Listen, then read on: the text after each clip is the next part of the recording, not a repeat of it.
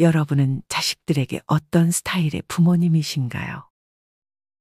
누군가는 자식이 잘 됐으면 하는 마음에 자식들의 선택에 자신의 의견을 따르게 하고, 누군가는 똑같이 자식이 잘 됐으면 하는 마음에 자식이 어떤 선택을 하든 요청하기 전에는 자식의 일에 참견하지 않습니다. 전자와 같은 스타일의 부모님들은 다음과 같은 생각을 합니다.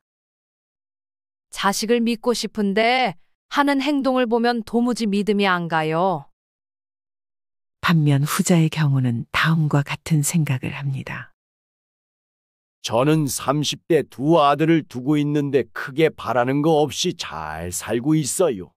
성인 됐으니 이제 독립적으로 잘 살라고 말도 했고요. 저는 정말로 아들들이 저보다 잘났다고 생각합니다. 그럴 수밖에 없잖아요. 젊은 사람들이 나이 든 우리보다 얼마나 똑똑한가요?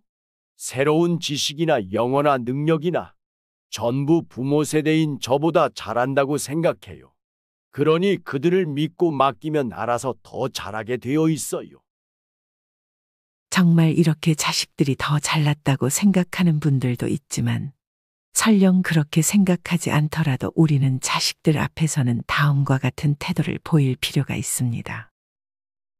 그저 자식들이 어떤 선택을 하든 믿어주는 것입니다. 이를 위해서 우리는 아무리 자식들의 생각이나 의견에 동의하지 못한다 하더라도 바보인 척을 할 줄 알아야 합니다. 바보인 척하라니 이게 무슨 말씀인가 싶으실 것입니다. 이는 우리 부모님들이 정말 바보라는 것이 아니라 자식들이 그 어떤 의견을 내세우더라도 아무것도 모르는 사람처럼 그저 들어주며 자식들이 스스로 선택을 하게끔 유도하는 것입니다. 자식의 의견이 설령 마음에 들지 않는다 하더라도, 자식의 선택이 안 좋은 결과로 이어지더라도 자식들은 그 선택을 자기 스스로 내림으로써 그 과정에서 또한 많은 것을 깨달을 것입니다. 이런 깨달음은 다 자식들에게 피가 되고 살이 됩니다. 성인이 되고 결혼까지 했음에도 이사를 가거나 차를 살 때도 부모님에게 전화의 허락을 받는 자식들이 있습니다. 이렇게 지나치게 부모에게 의존하게끔 자식을 키운다면 자식은 자기 혼자인 상황에 놓였을 때 아무리 나이가 들어도 혼자 판단을 할 수 없게 됩니다. 반면 나이가 많지 않아도 어떤 결정에 있어서 자식이 스스로 판단하게 하는 습관을 길러준다면 20대 초반의 나이일지라도 독립적인 사람으로 자랄 수 있습니다. 이렇듯 우리는 자식이 어떤 선택을 하든 지금 이 순간부터라도 믿고 맡기는 연습을 해야 합니다. 그렇다면 어떻게 하는 게 자식을 믿어주는 것일까요? 자식을 믿어주기 위해서는 첫째, 한 걸음 물러서기를 실천해야 합니다.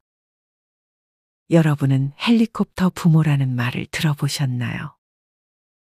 헬리콥터 부모란 자식의 머리 위에서 헬리콥터처럼 떠다니며 부모의 권위를 내세워 모든 일에 지나칠 정도로 간섭하려 드는 부모를 의미합니다. 경기도에 사는 58세 최정숙 씨는 대학을 졸업한 아들에게 불만이 많았습니다. 최 씨의 아들은 취업을 준비하면서 마케팅과 관련된 직무에 관심이 많았습니다. 하지만 최 씨는 아들이 그냥 안정적인 공무원이 되기만을 바랬습니다. 무슨 마케팅이야? 그런 직업은 안정적이지가 않잖아. 그냥 공무원 시험 봐. 네가 아직 사회를 몰라서 그래. 엄마 말 들어.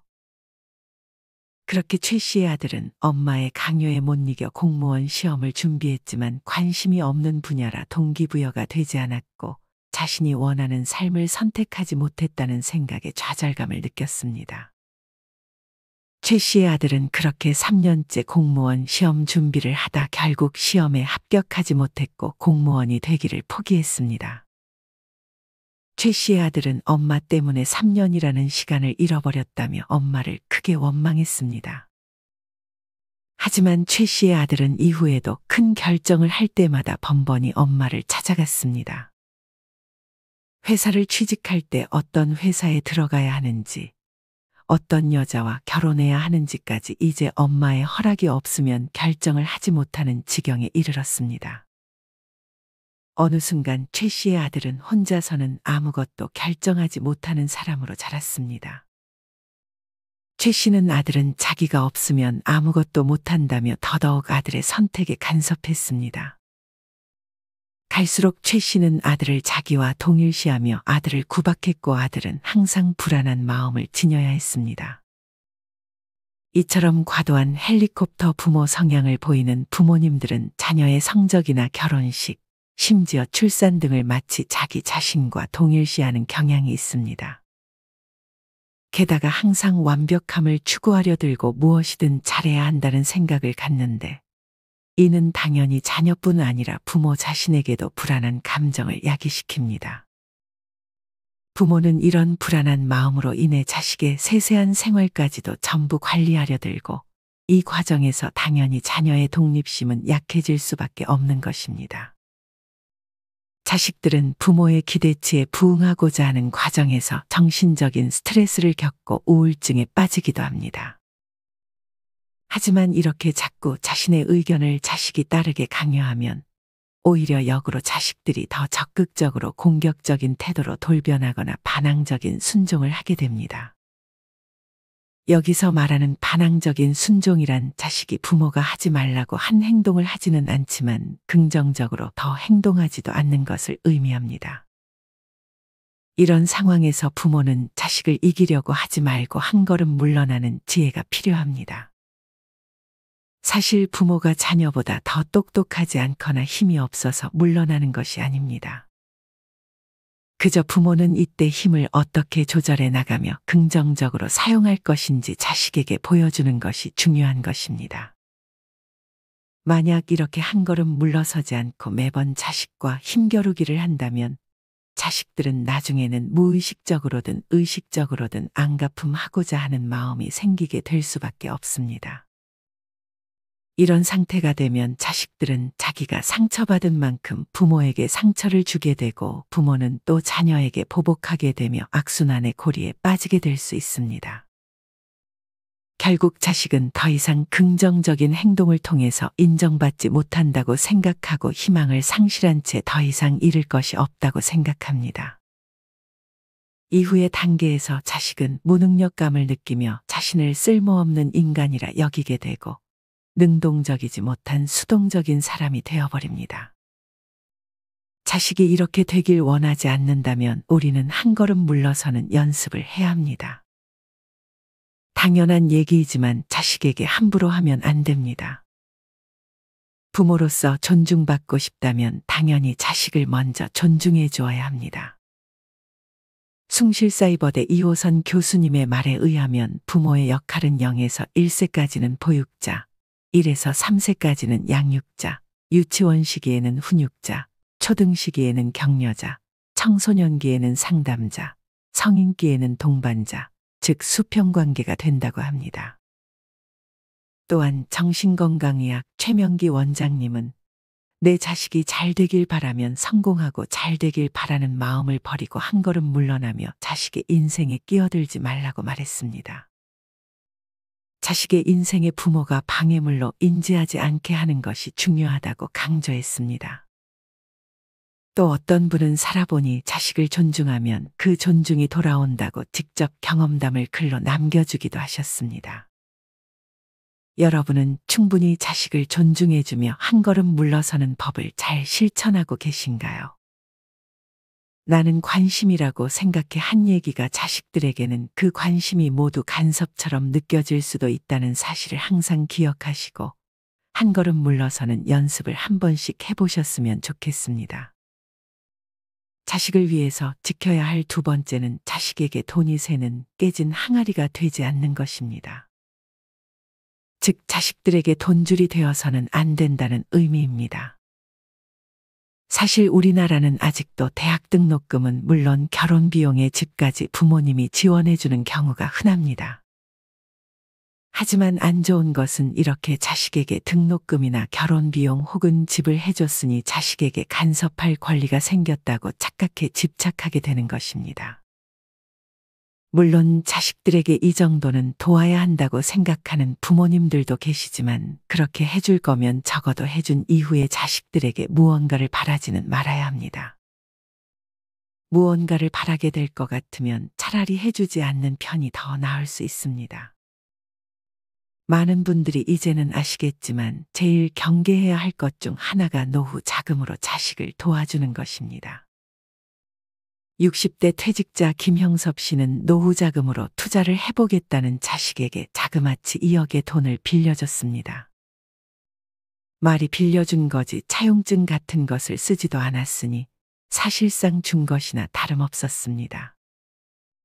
하지만 김 씨의 자식은 주식의 주자도 모른 상태로 남 이야기만 듣고 2억이 넘는 돈을 주식에 투자해서 사기를 당했습니다. 김 씨의 자식은 그렇게 사기를 당하고도 자신이 아닌 부모를 원망했습니다. 당연히 김 씨도 자신의 선택을 크게 후회했습니다. 반면 지방에 사는 60대 강신범 씨는 돈이 없어 자식을 도와주지 못한 것을 한탄했습니다.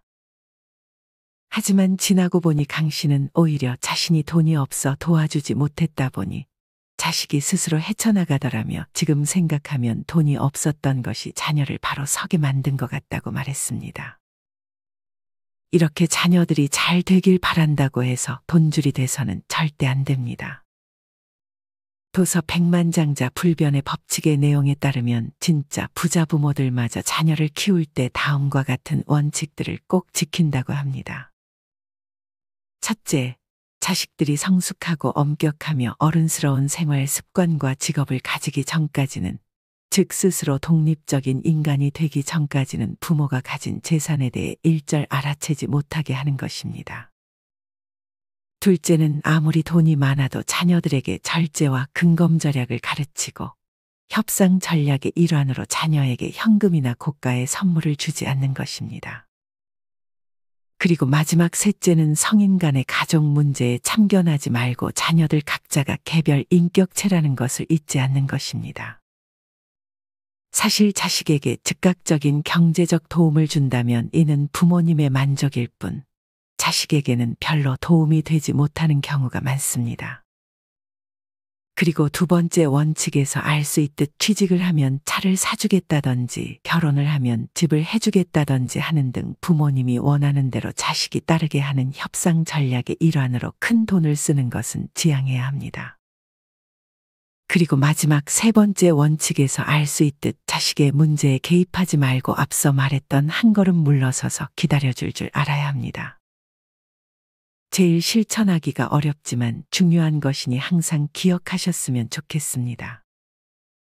경제적인 지원 대신에 부모님이 자식에게 가장 쉽게 해줄 수 있는 것 중 하나가 바로 칭찬입니다. 여러분들은 자식들에게 칭찬을 잘 해주는 편이신가요? 여기서 말하는 칭찬이란 내가 생각했을 때 자식들이 듣고 싶어 할 것 같은 말을 하는 것이 아니라 자식들이 정말 듣고 싶어 하는 칭찬을 해주는 것입니다. 만약 칭찬을 어떻게 해야 할지 모르겠다면 다음과 같은 방법을 써보시면 좋습니다. 첫째는 무언가를 잘못했을 때 눈에 불을 켜고 지적하는 것 대신 잘한 것이 있다면 그것에 대해 한 번 더 칭찬해 주는 것입니다. 둘째는 결과보다는 과정을 인정해 주는 것입니다. 취업에서 떨어졌을 때, 하던 사업이 잘 되지 않았을 때, 그럴 때일수록 인정과 격려를 해주는 것이 필요합니다. 자식들은 무언가 결과가 좋지 않을 때 주변 친구들에게 알리기를 꺼려할 것입니다.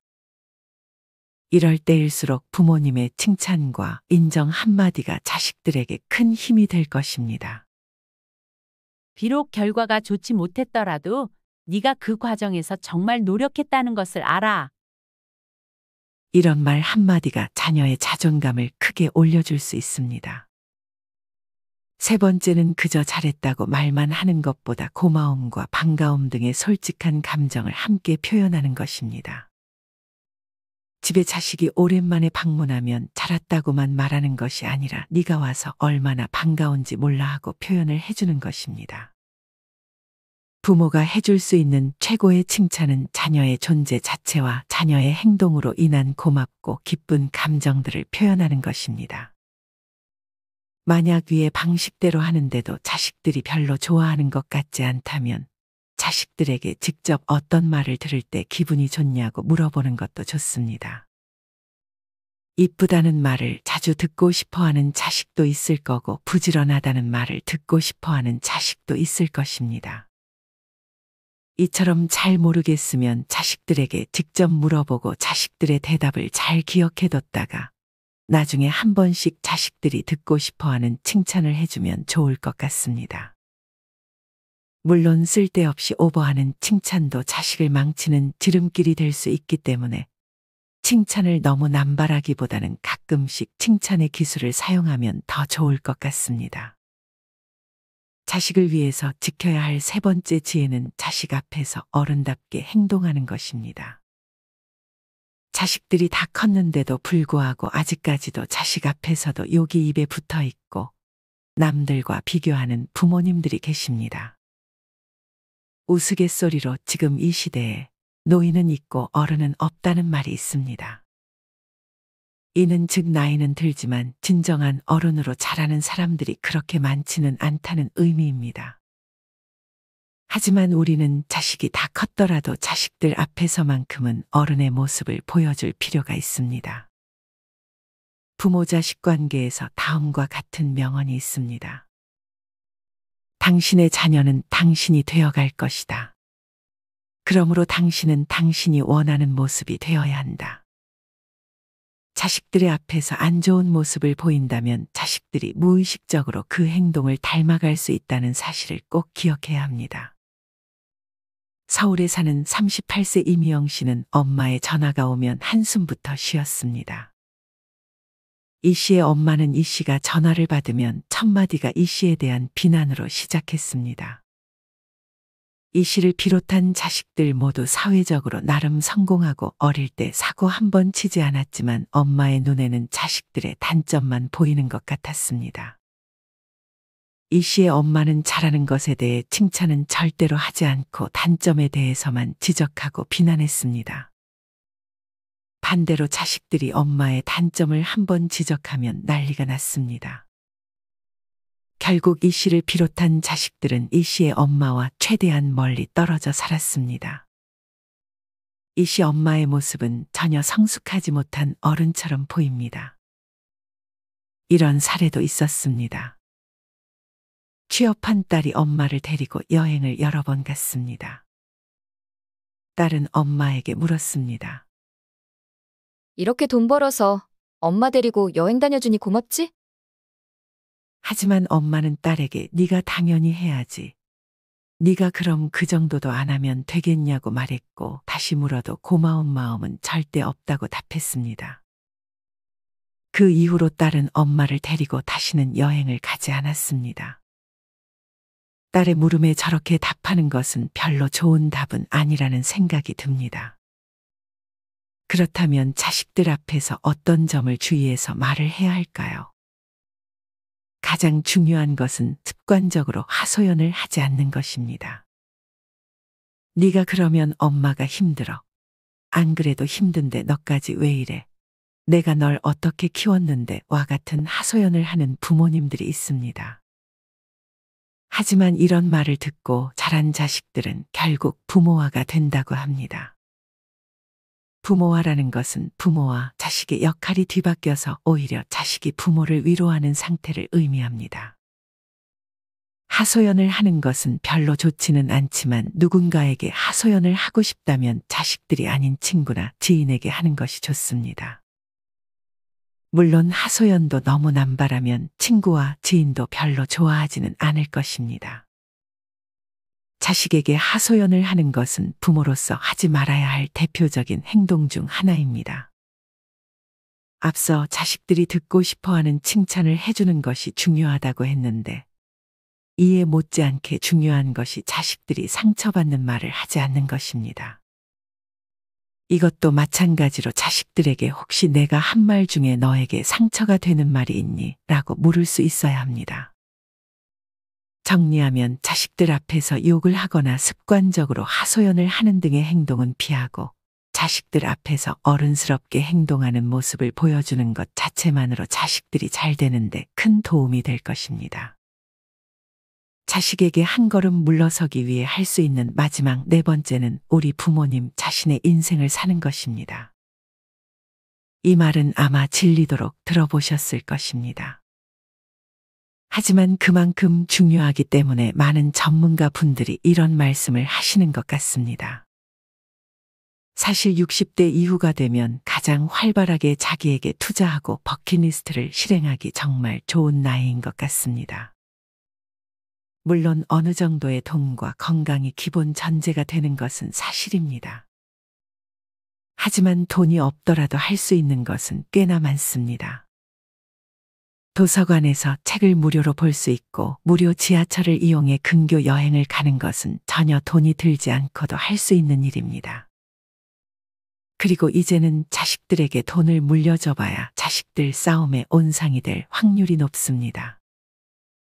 나이가 들수록 이젠 자신을 위해 돈을 쓸 줄 아는 능력이 대단한 능력 중에 하나라고 생각합니다. 순천에 사는 60대 김상범 씨는 자식에게 재산을 물려주는 것 대신 산티아고 순례길을 완주하는 버킷리스트를 실행했습니다. 3주쯤이 지날 무렵 혼자 걷다가 넘어지며 피가 나는 사고도 발생했지만 각국의 다양한 사람들을 만나 인간의 따뜻함을 경험했고 나와 가장 깊이 연결된 소중한 시간을 보냈다며 크게 만족해했습니다. 대구에 사는 59세 정범현 씨의 버킷리스트는 열심히 공부해서 노자와 장자를 조금이라도 이해하는 것이었습니다. 경제적으로 여유치 않았던 정 씨는 돈이 들지 않는 도서관을 매일 찾아 책을 읽으며 자신의 버킷리스트를 실행했습니다.